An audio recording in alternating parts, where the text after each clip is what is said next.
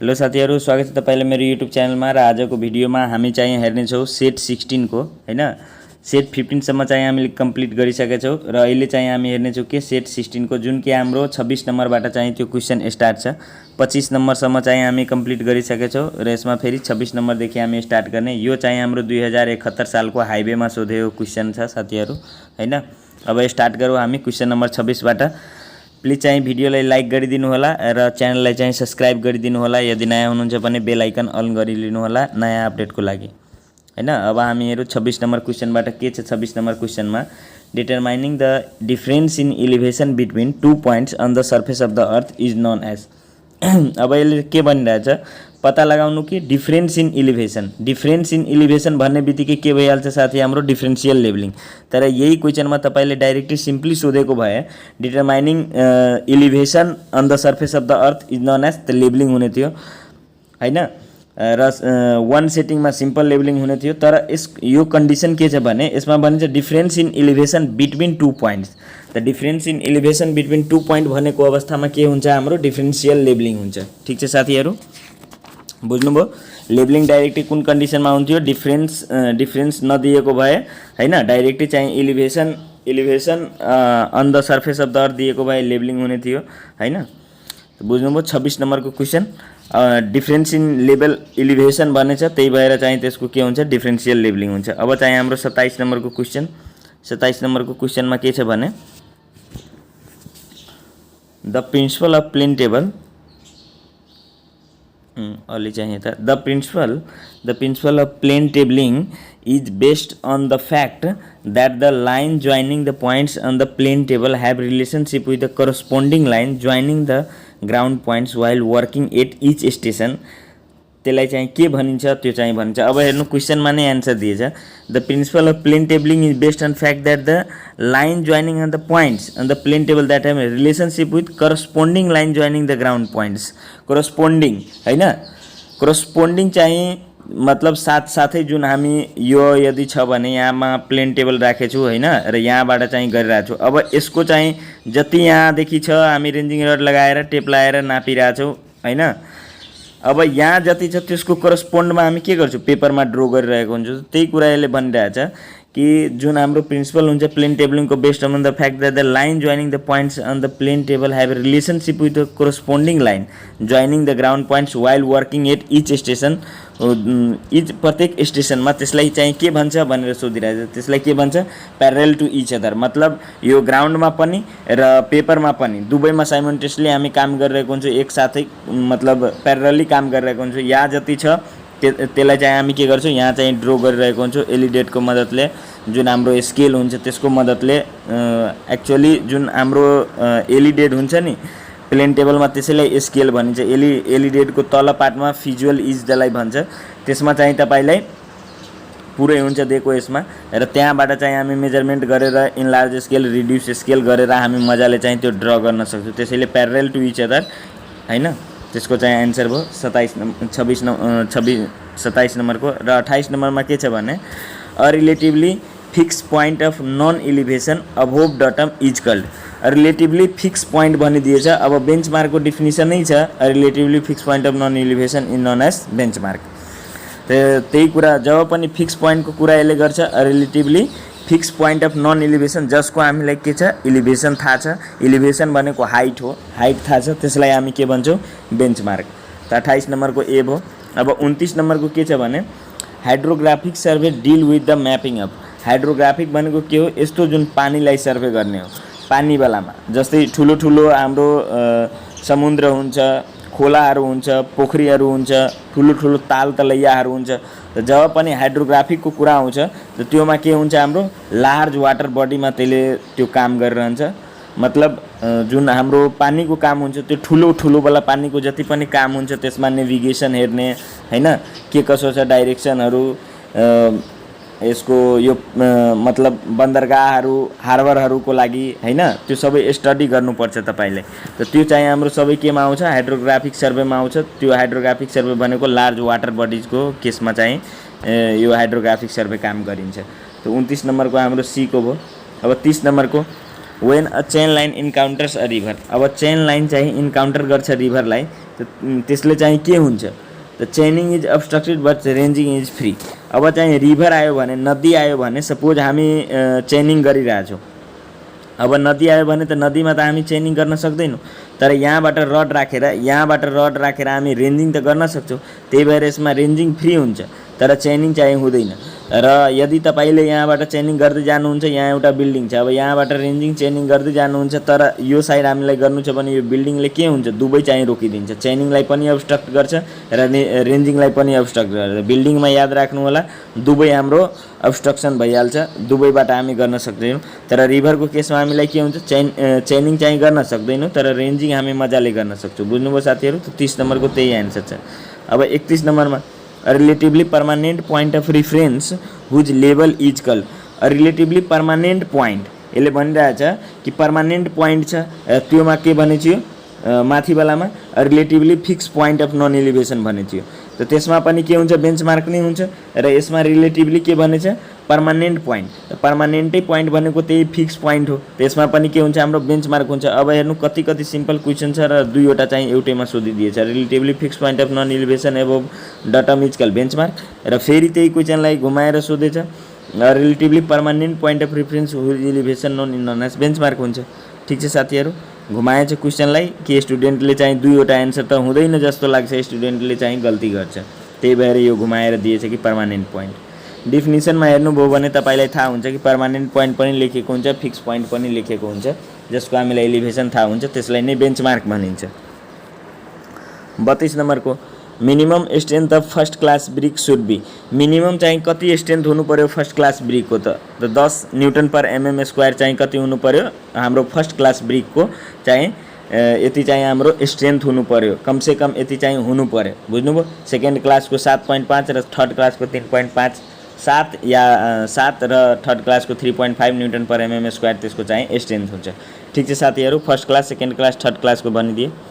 अब चाहिँ 33 नम्बरमा के छ हेरौँ हामी, limestone com under the category of. Limestone जुन छ त्यो चाहिँ कुन क्याटेगोरीमा आउँछ भनेर सोधिरहेछ। त्यो हाम्रो कुनमा आउँछ, लाइमस्टोन हाम्रो सेडिमेन्ट्रीमा आउँछ, या डाइरेक्टली लाइमस्टोन हेरेर तपाईँ सेडिमेन्ट्रीमा लगाउन सक्नुहुन्छ, जस्तै कि मैले भने सेडिमेन्ट्रीमा आउँछ। तर रोक्नुहोस्, यो लाइमस्टोन भनेको तपाईँलाई एक्वियस रकमा पनि आउँछ, स्ट्रेटिफाइड रकमा पनि आउँछ, यो फिजिकल क्लासिफिकेसन बेलामा, र तपाईँलाई सेडिमेन्ट्रीमा पनि आउँछ। बुझ्नुभयो साथीहरू? त्यसैले चाहिँ तिनटैमा आएको कारणले चाहिँ यसमा अप्सन चाहिँ हाम्रो डी हुन्छ, अल अफ द अबोभ। बुझ्नुभयो? यो गल्ती नगर्नु होला छिटोमा कि लाइमस्टोन केमा छ त सेडिमेन्ट्रीमा छ, तपाईँले डाइरेक्टली सेडिमेन्ट्री आउँछ दिमागमा, सेडिमेन्ट्रीमा नलाउनु होला। स्ट्रेटिफाइडमा पनि आउँछ, स्ट्रेटिफाइडको इक्जाम्पलमा तपाईँ गएर हेर्नुहोस्, जुन हाम्रो फिजिकल क्लासिफिकेसन छ स्ट्रेटिफाइड, नन स्ट्रेटिफाइड र फोलिएटेड, र यो चाहिँ हाम्रो के छ जियोलोजिकल क्लासिफिकेसन, त यसमा के छ सेडिमेन्ट्री छ, इग्नियस र मेटामोर्फिक छ, हैन।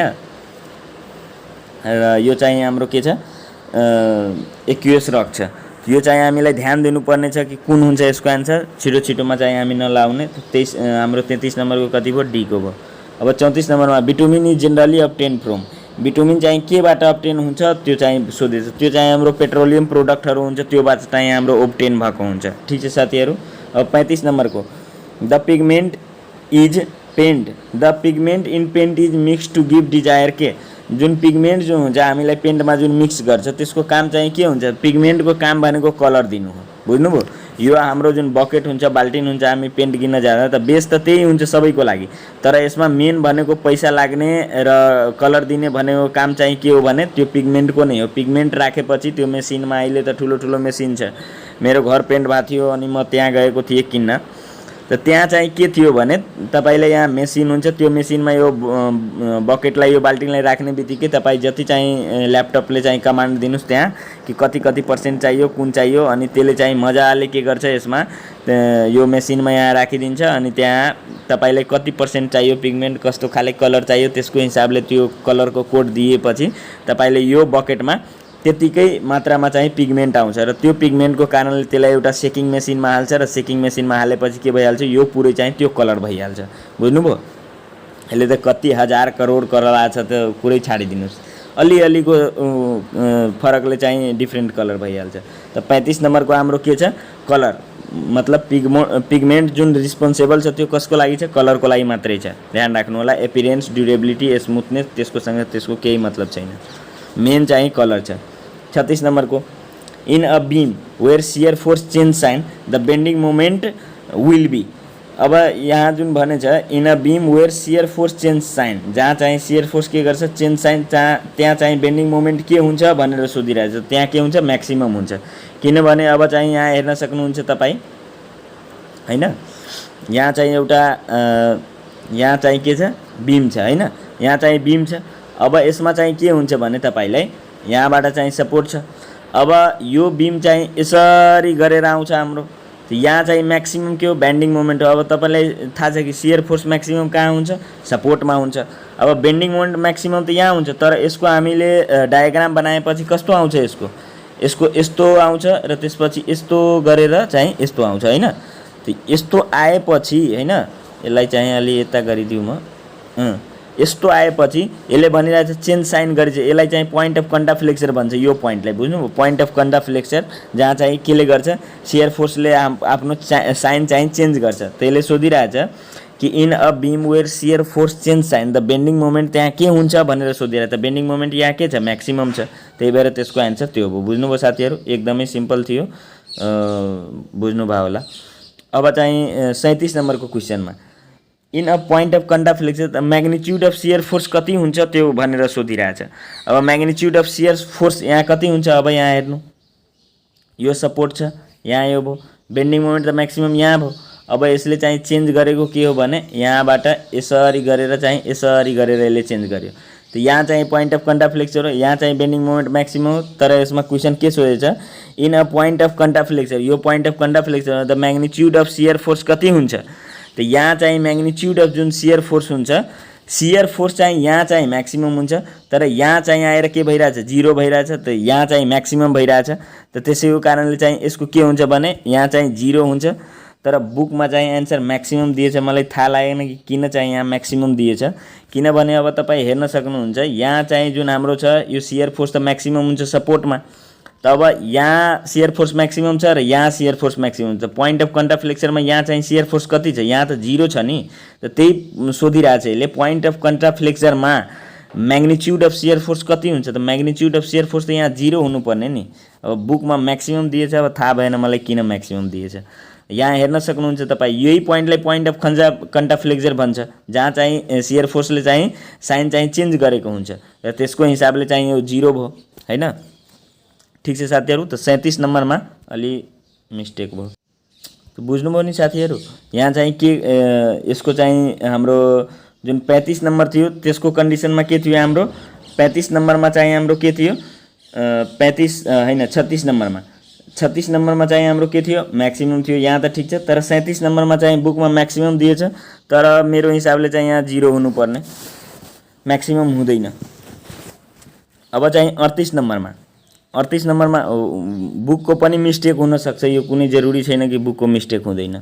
अब 38 नम्बरमा, if P is the force acting on the body whose mass is M and acceleration is F then PMO is known as, त्यसलाई के भनिन्छ भनेर सोधिरहेछ यसले हैन। 38 नम्बरको क्वेसन छ, क्वेसन एकचोटि राम्ररी बुझ्यो हैन। के भनेछ, यो पी चाहिँ त्यो छ जुन फोर्स एक्ट गरिरहेछ कुनै बडीमा, जसको कि मास एम छ र एक्सेलरेसन एफ छ भनेर भनिरहेछ। If PMO is known as के हुन्छ भनेर सोधिरहेछ। त्यो हाम्रो के हुन्छ, इक्वेसन अफ डाइनामिक इक्विलिब्रियम। बुझ्नुभयो साथीहरू, इक्वेसन अफ डाइनामिक इक्विलिब्रियम त तपाईँ पढ्नुभयो होला हैन, 120 डिग्री 120 डिग्री 120 डिग्री भनेर। त त्यही चाहिँ यसले के भनिरहेछ कि इक्वेसन अफ डाइनामिक इक्विलिब्रियम। यसको चाहिँ एन्सर हुन्छ 38 नम्बरको बी को। जब चाहिँ फोर्स पी छ र कुनै बडीको मास एम छ, एक्सेलरेसन एफ छ, जब चाहिँ पिएमओ निकाल्नु छ हामीलाई, त्यस्तो अवस्थामा। अब चाहिँ 39 नम्बरको, the property by which a body returns to its original shape. अब यस्तो प्रोपर्टी जसमा चाहिँ के गर्छ, बडी चाहिँ रिटर्न हुन्छ आफ्नो ओरिजिनल सेपमा आफ्टर रिमुभल अफ फोर्स, त्यसलाई चाहिँ हामी के भन्छौँ भनेर सोधिरहेछ 39 नम्बरको। यसलाई के भन्छौँ हामी, इलास्टिसिटी भन्छौँ। किन यसलाई इलास्टिसिटी भन्छु र के छ प्लास्टिसिटी, डक्टिलिटीहरू, मेलेबिलिटीहरू के छ म भन्दैछु तपाईलाई। यस्तो प्रोपर्टी जसमा के हुन्छ, the property by which the body returns to its original shape after removal of force. अब सपोज तपाईँ गुलेटी लिएर होइन तपाईँ यसरी तान्नुहुन्छ होइन, यसमा रबर हुन्छ लागेको, यहाँ चाहिँ हामी के गर्छौँ, गुच्चा राखेर यसलाई चाहिँ तान्छौँ। अब यसलाई तानेपछि त यहाँसम्म आउँछ, अब यसलाई छोडिदियो हामी फेरि यो के भइहाल्छ, यही पोजिसनमा गइहाल्छ। त यो चाहिँ हाम्रो इलास्टिसिटी हो। यस्तो मेटेरियल जसलाई हामी तान्यौँ र फेरि छोडेपछि, जस्तै स्प्रिङ हुन्छ, हामीले तानिदियो र फेरि छोडिदिएपछि के भइहाल्छ, त्यो जहाँ हुन्छ त्यहीँ भागिहाल्छ होइन। त त्यही हो हाम्रो इलास्टिसिटी। र प्लास्टिसिटी भनेको जसलाई हामी तानिदियो त्यो ताने अब जुन हाम्रो खाने जुन हुन्छ हाम्रो हुन्छ नि चिलगम, अब चिलगमलाई हामीले तानिदिएपछि चिलगमलाई हामीलाई यस्तो सेपमा आउँछ हाम्रो चिलगम, हेर्नु यस्तो सेपमा आउँछ होइन बनानाको। अब यसलाई हामी यसरी तन्काइदियो भने यो यत्तिकै तन्किहाल्छ, यो फेरि सुकुट्दैन, यो फेरि चाहिँ श्रिङ्क हुँदैन। त त्यही भएर यो प्लास्टिकमा यस्तो मेटेरियल जसलाई चाहिँ हामी तानिदियो त्यतिकैमा त्यो बसिहाल्यो भने त्यो के भइहाल्यो, प्लास्टिसिटी। र डक्टिलिटी र मेलेबिलिटी भनेको के हो, मेलेबिलिटी भनेको यस्तो मेटेरियल जसलाई हामी के गर्छौँ, त्यसलाई हथौडाले चाहिँ थुडेर के गर्छौँ, हामी सिट्समा कन्भर्ट गर्न सक्छौँ, प्लेटहरू बनाउन सक्छौँ। त त्यस्तो मेटेरियल भएकोलाई हामी मेलेबिलिटी भन्छौँ। सबैभन्दा बढी मेलेबिलिटी भएको हाम्रो गोल्ड छ। सुनलाई यसरी थुड्दै यति पातलो हुन्छ, तपाईँ हेर्नुभयो होला, धेरै पातलो बनिहाल्छ र धेरै ठुलो बनिहाल्छ होइन। तर त्यो हामीले अरू मेटेरियलहरूमा त्यति पातलो र त्यति ठुलो चिप्स बनाउन सक्दैनौँ। र डक्टिलिटी भनेको के हो, डक्टिलिटी भनेको यस्तो मेटेरियल जसबाट के भन्छौँ हामी, तार जस्तो बनाउन सक्छौँ, त्यसलाई पातलोमा चाहिँ निकाल्न सक्छौँ, झिक्न सक्छौँ, त्यही हो। अब सुनको हेर्नुभयो होला, अब यो महिलाहरूले के गरेको हुन्छ, यस्तो कानमा एउटा दुईवटा तीनवटा चारवटा पाँचवटा सातवटा 10वटा तल्ला बनाएको हुन्छ, यहाँ पाल वहाँ, यहाँ पाल यहाँ पाल यहाँ पाल। यो सबैमा के हुन्छ, पातलो एउटा सानो लगाएको हुन्छ सुनको होइन। यो पातलो जुन लगाएको हुन्छ त यही हो। त यो जुन पातलोमा कन्भर्ट भएको छ, त यो के को भएको छ, सुनको भएको छ। त सुनको बढी डक्टिलिटी र मेलेबिलिटी सुनको धेरै बढी हुन्छ, किनभने धेरै पातलो पनि बन्न सक्छ तारको सेपमा, र धेरै ठुलो पनि यसलाई हामीले ह्यामरले यसरी ह्यामरिङ गर्दै गयो भने यो धेरै ठुलो चिप्सहरू पनि बन्न जान्छ सानो सोनाले, कम सोनाले। र त्यही भएर चाहिँ बुझ्नुभयो यो सबै प्रोपर्टी। तर यहाँ हामीलाई के सोधे थियो कि यो चाहिँ हामीले तन्कायो र फेरि छोडिदियो भने यो त्यही स्टेटमा गइहाल्छ, त्यस्तो के हो त, त्यस्तो इलास्टिसिटी हो। बुझ्नुभयो साथीहरू। अब चाहिँ के छ भने question, the ratio of ultimate strength to its working strength.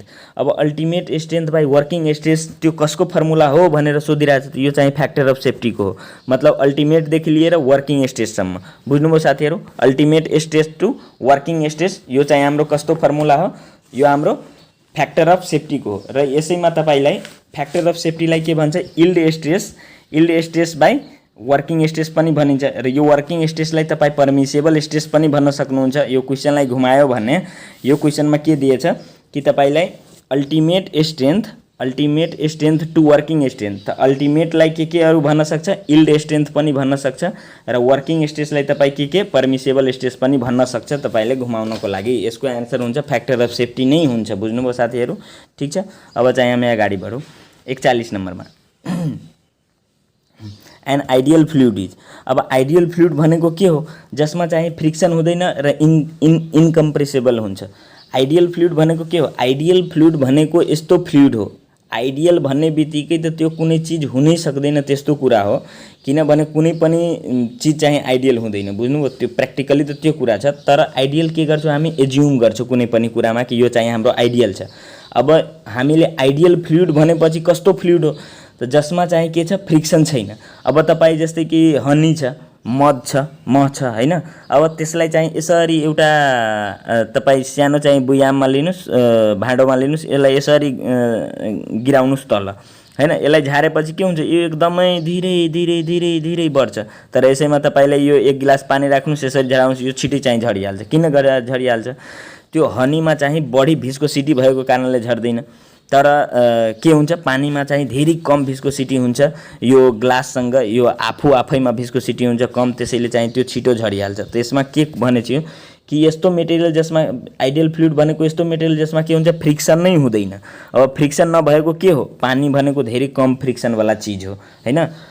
त जसमा फ्रिक्सन हुँदैन र कम्प्रेसेबल हुँदैन, त्यसलाई हामी कम्प्रेस गर्न सक्दैनौँ। अब हाम्रो मोटरसाइकलहरूमा, ट्र्याक्टरहरूमा ट्रक बसहरुमा के हुन्छ जुन मोबिलहरु राखिन्छ त्योहरु के हुन्छ कम्प्रेसेबल हुन्छ त्यसलाई चाहिँ के गर्छु कम्प्रेस गरेर हैन हेर्नु भयो होला जुन ठुलो ठुलो जुन यो भन्छ नि त्यसलाई ट्रकहरु हुन्छ त्योहरुमा के हुन्छ ठुलो ठुलो लिफ्टहरु लागेको हुन्छ यस्तो यस्तो यो साफ्टहरु लिफ्टहरु लागेको हुन्छ यसले के गरिरहन्छ यो ठुलो ठुलोलाई बालुवाहरुलाई झार्नको लागि यो ठुलो ठुलो पम्पहरु लागेको हुन्छ यसमा के हुन्छ हाम्रो कम्प्रेसेबल फ्लुइड हुन्छ तर यसले चाहिँ भनेछ कि आइडियल फ्लुइड कस्तो हुन्छ त आइडियल फ्लुइड भनेको त्यसमा फ्रिक्सन हुँदैन र इनकम्प्रेसेबल हुन्छ त्यसलाई हामी प्रेस गर्न सक्दैनौं त्यसको एरिया घटाउन सक्दैनौं भोल्युम घटाउन सक्दैनौं र त्यसमा चाहिँ के हुन्छ फ्रिक्सन हुँदैन त्यस्तोलाई हामी के भन्छौं आइडियल फ्लुइड भन्छौं अब 42 नम्बरमा के भन्छ a liquid with high velocity अब कस्तो जुन लिक्विड हुनु पर्यो त्यसको के हुन्छ हाई भेलोसिटी हुनु पर्यो हाई भेलोसिटी है सरी हाई भिस्कोसिटी भनिरहेछ अब भिस्कोसिटी के हो भिस्कोसिटी भनेको तपाईलाई एक लेयर देखि अर्को लेयरमा कति चाहिँ रेजिस्टेन्स छ त्यो चाहिँ भिस्कोसिटी हो तब फ्लो विथ लो भेलोसिटी अब हेर्नु कुनै पनि लिक्विडको a liquid with high viscosity भनिरहेछ अब हाई भिस्कोसिटी वाला कुन छ हाई भिस्कोसिटी वाला मटेरियल कुन छ हाम्रो हनी छ महमा के हुन्छ तपाई मैले भने कि महलाई तपाई एउटा ग्लासमा राख्नुस् त्यसलाई यसरी गरेर तपाई पुरै चाहिँ ग्लासलाई टिल्ट गरिदिनुस् तब पनि मह के हुन्छ एकदमै स्लोली त्यो तल आइरहन्छ तर एक गिलास पानी लिनुस् यसरी गर्नुस् यो छिटै चाहिँ झडिहाल्छ पानी त पानीमा के हुन्छ भिस्कोसिटी धेरै कम हुन्छ तर हनीमा धेरै बढी हुन्छ त यही भनिरहेछ यो क्वेशनमा a liquid with high velocity हुनु पर्यो त त्यो के हो हनी हो त त्यसको अरु के हुन्छ फ्लो विथ लो भेलोसिटी त अब जसको हाई भिस्कोसिटी छ त्यो चाहिँ के हुन्छ फ्लो विथ लो भेलोसिटी मतलब त्यसको वेग हैन त अब यही भयो कि जसको चाहिँ हाई भिस्कोसिटी छ त्यो चाहिँ लो भेलोसिटी सँग हिट्छ र जसको लो भिस्कोसिटी छ त्यो चाहिँ हाई भेलोसिटी सँग हिट्छ बुझ्नु पनि साथीहरु यो क्वेशनमा तपाईलाई घुमाएर लो भिस्कोसिटी सोध्यो भने ए को आन्सर हुन्छ र हाई भिस्कोसिटी सोधेछ भने सी को आन्सर हुन्छ ठीक छ त 42 नम्बरमा हाम्रो सी को आन्सर भयो अब 43 नम्बरमा the unit of viscosity are unit हुन्छ भिस्कोसिटी को पोइज हुन्छ तर तपाईलाई यसैमा अरु यसको के हुन्छ न्यूटन सेकेन्ड सी छ यसमा newton second per metre square हुन्छ त्यो यो छ नि यसी छैन न्यूटन सेकेन्ड छ newton second per metre square बुझ्नुभयो newton second per metre square यसरी गरेर पनि दिन सक्छ या पोइज दिन सक्छ POISE पोइज यो दुवै चाहिँ भिस्कोसिटी को युनिट छ ठीक छ साथीहरु अब 44 नम्बरमा a shallow foundation is defined as the foundation which shallow foundation कस्तोलाई भने